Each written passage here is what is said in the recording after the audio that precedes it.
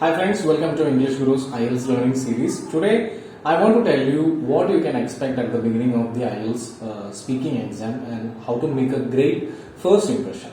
Okay, so let's get started.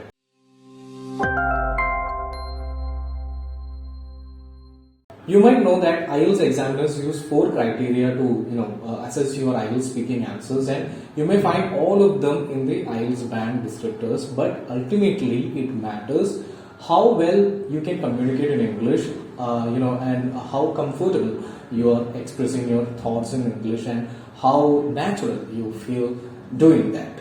So don't think that you need to be creative or original.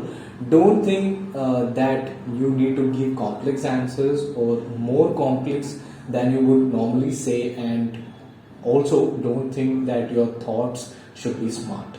That is not required and that is not assessed here. Okay, so now let me tell you what you can expect at the very beginning of this exam and how to behave to look natural. That is more important. You'll be waiting in the corridor for the examiner to call you and invite you into the room. When you enter, just say hi or hello. These are typical ways to greet an examiner. If you say good afternoon or good morning, it's a little bit too formal, and people don't really use that in English unless they are in a very formal situation like a presentation. So just say hi, hello. Some examiners start the exam straight away, while others have a little chat with you first. For example, I will tell you my experience. Once the examiner talked to me for almost a minute, and he asked me about my exam, why I am taking this exam, okay, and what are my future plans and so on. And only then he started the exam. While another examiner opened the door, and said this exam is recorded, and so this exam started straight away. She didn't even say hello to me. So your IELTS speaking exam will be recorded, and the examiner will have this little recorder in front of them. So a good indication when your exam officially starts is when the examiner presses the button to start the recording and says this exam is recorded. At the very beginning, they will ask you several questions. The first one is what's your name, and you can just give your passport full name, okay, without anything else. For example, my name is Muhammad Jasim, or you can say Muhammad Jasim, or it's Muhammad Jasim, or I am Muhammad Jasim, nothing else. Next, they ask what should I call you, meaning what name should I use to address you. Some people use a different name, and some people use a short version of their name. So you can just, for example, I can say, so you can just call me Muhammad or call me something. If you have any nickname, for example. And next they ask, can I see your passport? Just say sure, or here it is. You don't need to be wordy. It doesn't need to be wordy. So the next question is, where are you from? I could say I'm from India, or I'm from New Delhi, that's the capital of India. Actually, both are true. You could say I'm from Rome, I'm from the south of France, or I'm from Kerala, but I have for example, I'm from Kerala, but I have been living in Mumbai for most of my life. Just give a short answer. Don't try to impress the examiner with these these answers. These questions are simply to collect some information about you, and nothing else. And be prepared that each examiner is different. Some are friendly, attentive, that they show that they are so they are listening to you, and they show that they understand what you are saying. And other people are completely different. Your examiner may not even look at you, or your examiner may take some notes. You will be like this, or look down. Some people, or look out of the window.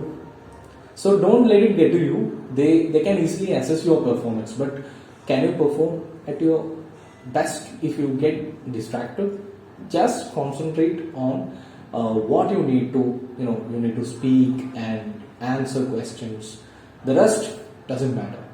And be prepared that your examiner may interrupt you. Okay, that's another important thing. They manage in time. So when it is time to move on to the next question, they will interrupt you even if you haven't finished your answer. In part 3, your examiner may even challenge you. He or she may interrupt you and say, is it always so? Or is it always the case? So asking you to prove, your point of view, and perhaps it's a good sign. Perhaps they think that you can cope up, with this pressure, and your English is quite good. But whatever it is, these interruptions don't affect your score. So don't get upset about it. After the examiner has collected all the information from you, he or she will say, now I'd like to ask you about, or now I'm going to ask you several questions about, and give you the topic. That's the beginning of part 1. Okay, in part 1, you will get these, you will get 3 topics, and only the first one is easy to predict. It will be one of these 4, like your hometown, your home, your family, or your work, studies, and these questions are to warm you up. Okay, so don't think that you need to give long or complex answers. Just give 2, 3 sentences, and again, they don't have to be highly, complex. You may be asked, what is your hometown? And yes, and some people get confused about this question. Basically, your hometown is where you were born or where you lived as a child. Okay, for example, I could say my hometown is Trivandrum. It's the capital of Kerala, and that's where I was born. Okay, this answer is long enough.